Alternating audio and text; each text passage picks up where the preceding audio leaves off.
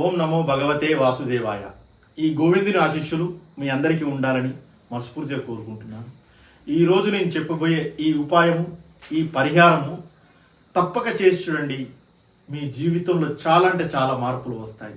మీరు ఎలాంటి కోర్టు సమస్యలతో బాధపడుతున్నా, పోలీస్ స్టేషన్లో కేసులతో బాధపడుతున్నా, బిజినెస్లో లాభం రాక ఇబ్బంది పడుతున్నా, మీరు ఏ కార్యం మొదలుపెట్టినా విఫలమవుతున్నా, ఇంకా ఎనీథింగ్ ఏదనవండి 100% 100 సమస్యలకి ఇది చక్కని పరిహారము, పరిష్కారం.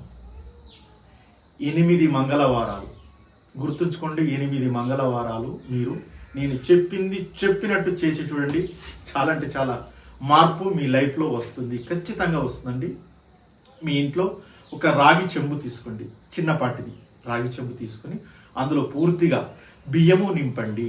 బియ్యము నింపాక కొద్దిగా పసుపు వేయండి.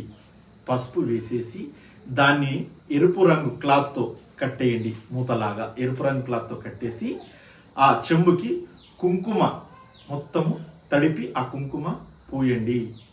ఆ కట్టినటువంటి ఆ చెంబుని మంగళవారం నాడు హనుమాన్ మందిర్కి తీసుకువెళ్ళండి.